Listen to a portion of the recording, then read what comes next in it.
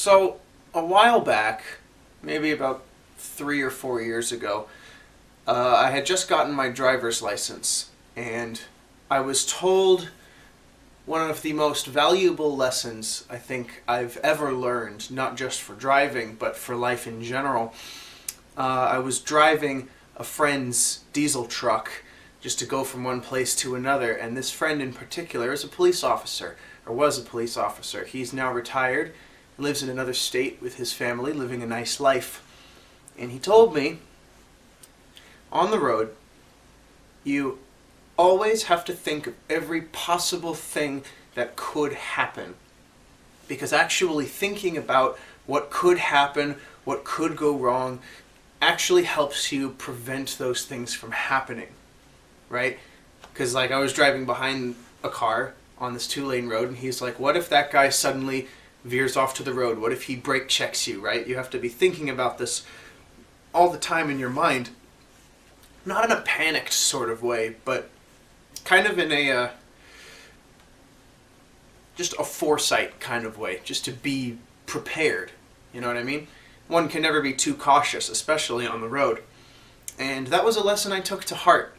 And I applied it a lot in driving, and I've applied it to my life in general as best as I can.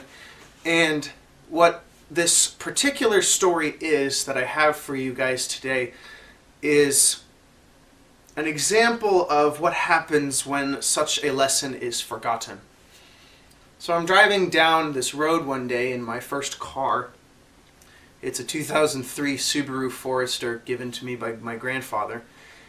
And I'm driving down this dirt road in the middle of the night, and I see some debris through the dim headlights that I had, and I swerved to avoid it and rolled the car into a ditch and landed it on a pile of rocks. It was towed and pulled out, and it was salvageable, although I did have to repair a fair bit of the front suspension assembly with a lot of help from my uncle.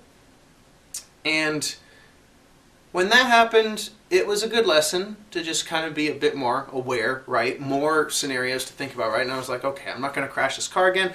Plus, I fixed it up a bit, so now it's like, I kind of have this bond with it now, as it were, right?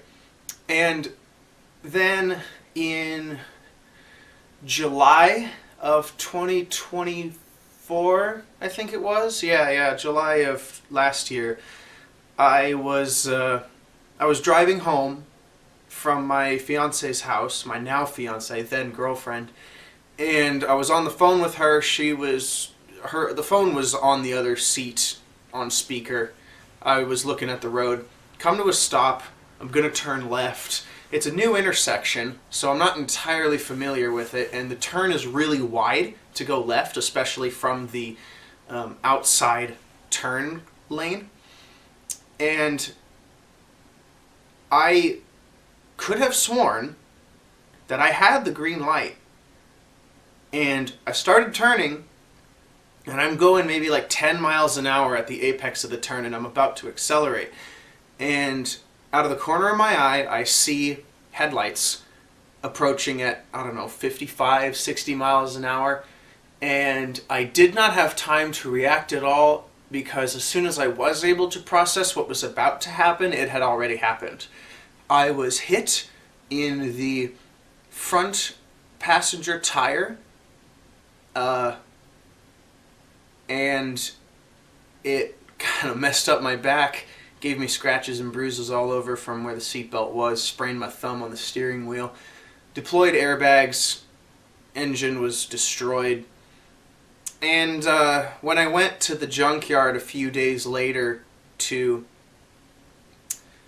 pick up what possessions remained in my car, I took a couple things with me as reminders of what happens when you forget to account for certain situations, and what happens when you forget to be careful, I suppose. I actually do keep this. This is my old license plate from my car. It's all banged up from the actual crash itself. My fiance actually ripped this off the front of the car, and I keep this around, and I actually hang it up on my wall to remind me to be more careful on the road. And it's not because I did anything wrong. I'm like 99% confident that I wasn't the one at fault. I could have sworn I had the green light. The guy couldn't even remember at the time if he did actually have a green light or not. 2 policemen at the scene told me that it's a no-fault accident because there are no cameras at the intersection and there's no cameras in the surrounding buildings that reach out that far. But then, lo and behold, my insurance said that they're not going to dispute the lawsuit that was handed out to me by the other guy's insurance, and they're just going to cave in, which sucked. And then the other souvenir that I have is this. And the story behind this is the piece of the car that was kicked into the gutter by a firefighter. I was very fortunate to, when I crashed, a fire truck had been turning on that intersection at that time, so he saw the crash from behind him in his rearview mirror and immediately flashed his lights and pulled over. So it was like the quickest response time possible, right? Super lucky. And as we were walking, he was just clearing what little debris he could from the road, and he punted that headlight from the center of the intersection where the crash happened all the way to the gutter. And I took that with me because that is just a double reminder to be more careful and to account for more situations in my head.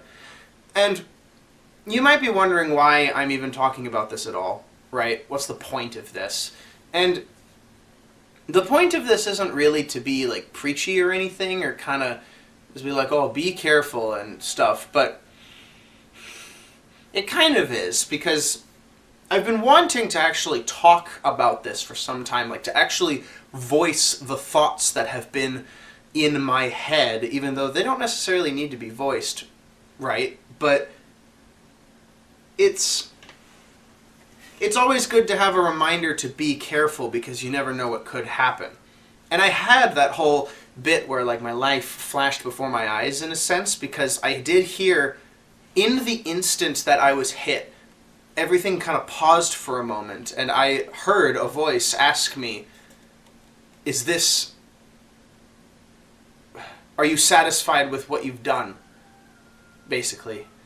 And I didn't have an answer, because as soon as that question was asked, time started again, and I spun, and next thing I knew, my nose was hurting because the airbags were deployed, and a lot of smoke was coming from the engine into my lungs, and so I coughed and choked and yelled at my girlfriend, who was still on the phone, to call my dad.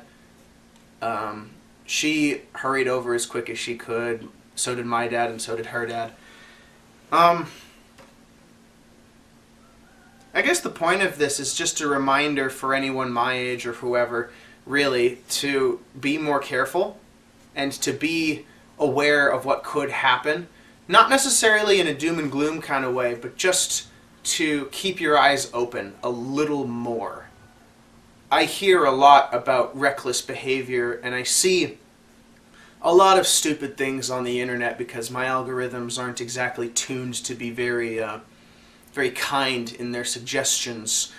I see a lot of car crashes and people doing stupid things that result in loss of life, loss of their own lives sometimes, and it's sad and it's upsetting, and I just wish that people were a little more careful. So, if there's one thing to take away from a story of a license plate and a headlight, it's to have your eyes open a little more.